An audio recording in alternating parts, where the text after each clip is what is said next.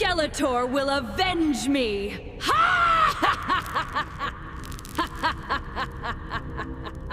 Have you ever wondered who the most evil parent in the entire Masters of the Universe might be? Because trust me, after hearing Saryn's story, even Shadow Weaver starts looking like a decent mother. What if I told you that everything you think you know about Skeletor, the ultimate bad guy, the skull-faced Lord of Destruction, is completely missing the most twisted piece of the puzzle? We all know Skeletor is secretly Keldor the Tragic, banished Prince of Eternia. We know he hates his brother King Randor, and we know he made a literal deal with the devil and Hordak to survive. But have you ever stopped to ask, who actually put him on that path? Who was whispering in his ear from the very beginning?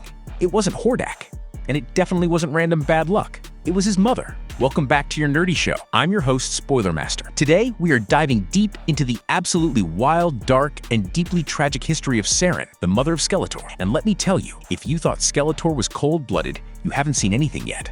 This woman makes the rest of Eternia's villains look like absolute amateurs. We're talking about a multi-generational master plan, betrayal of the highest order, and a maternal instinct that is literally sub-zero. So grab a drink, hit that subscribe button, and let's unravel the mind-bending origin story of the woman who engineered Eternia's greatest nightmare, the betrayal of King Grayskull. So let's start at the very beginning, thousands of years before He-Man ever raised the Sword of Power, before Skeletor became Eternia's greatest villain. There was the legendary King Grayskull. The Horde War had just ended. King Grayskull had defeated Hordak and banished him and the evil Horde into the dark dimension known as Despondos. Eternia was celebrating. Castle Grayskull was filled with joy. The people believed peace had finally arrived. But behind the scenes, a betrayal was already unfolding. One of Grayskull's closest advisors, a man named Adi, had become convinced that the Sword of Power would eventually corrupt the king and doom Eternia. Whether he genuinely believed this or whether he simply wanted power is still debated. Either way, he began planning a coup, and the key to that coup was a young Gar woman named Saryn. At this point, Saryn wasn't the monster we know today. She was trusted. She was respected. King Grayskull practically viewed her as family, which is exactly why Adi chose her. She was one of the few people who could get close enough to the king.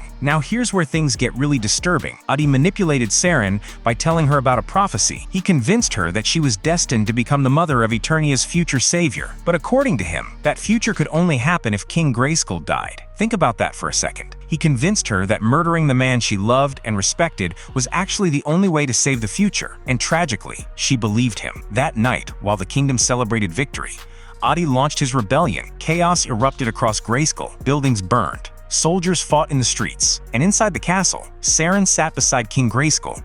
She poisoned him, paralyzed him, and then, with tears in her eyes, she slit his throat. It's one of the most shocking moments in Masters of the Universe history, not just because Grayskull died, but because he was killed by someone he trusted completely. The Sword of Protection and Saryn's Curse. As King Grayskull's blood spilled across the throne room floor, something incredible happened. Ancient runes activated. A hidden chamber opened beneath Castle Grayskull, and inside was a secret forge, the very place where Grayskull had forged the Sword of Power. But there was another secret hidden there. A second sword, the Sword of Protection, the same weapon that would one day transform Adora into She-Ra, and Saryn was the first person to discover it. Believing Adi's prophecy, she became convinced that this sword was meant for her future child, so she stole it and disappeared. But that's where her tragedy truly begins, because the blood she spilled that night cursed her. Instead of dying naturally, Saryn became something else, an immortal creature, a witch, a monster. She would spend the next 1,000 years wandering Anwat-Gar, trapped between life and death. Imagine carrying the guilt of murdering King Grayskull for an entire millennium. That's the curse Saryn lived with, or perhaps endured. Adora, the Witch of Anwat-Gar, and the birth of She-Ra. Now fast forward to the events involving Adora. By this point, Saryn had become the legendary Witch of Anwat-Gar, a terrifying figure feared by everyone who knew her story. When Adora accidentally kills Adam under the influence of a cursed blade, she's devastated. She believes she's destroyed her brother forever. But then she learns a shocking truth. The very blade she used was the same blade Saryn used to murder King Grayskull. Think about how insane that connection is. 1,000 years apart, yet the same cursed weapon influences two women into killing members of Grayskull's bloodline. It's almost like history is repeating itself. Teela reveals that Saryn still possesses the Sword of Protection, and more importantly, that sword might be able to save Adam's life. So Adora travels to confront the ancient witch. When they finally meet, Saryn immediately recognizes the similarities between them. Both had shed Grayskull blood. Both had become instruments of destruction. Both believed they had failed. It's almost like Adora is looking at a possible future version of herself, a warning. a reflection, a glimpse of what happens when guilt completely consumes someone. Their battle is incredible, but what really matters isn't the fighting. It's the choice Adora makes. Throughout her life, everyone has tried to tell her who she should be. The Horde, Hordak, Destiny, the sorceress, everyone. But during this moment, Adora finally declares something for herself. She says, "I choose Grayskull." And that's the key. Not fate, not prophecy, choice. The Sword of Protection responds. After waiting 1,000 years, it finally recognizes its rightful wielder. The sword burns Saryn. Adora defeats the witch. And at long last, she becomes She-Ra. But before Saryn dies, she says something chilling. She tells Adora, "My son will live on." And that's where things become even more interesting. Saryn's secret plan and the birth of Keldor, because another version of Masters of the Universe lore reveals exactly who that son is. Let's talk about Saryn's role in Revolution, because this version of the character is somehow even darker. Here, Saryn isn't simply a cursed woman who killed King Grayskull. She's a master manipulator operating on a cosmic level. She's introduced as the High Priestess of Ha'vok, a being devoted to chaos magic. And from the beginning, her ambition knows absolutely no limits. She doesn't just want power, she wants everything. She wants to become Empress of the Horde Empire itself, but she quickly realizes that chaos magic alone won't get her there. She needs something more. She needs the power of Grayskull. The problem? Castle Grayskull would never allow someone like her to access it, so she comes up with a solution, a horrifying solution.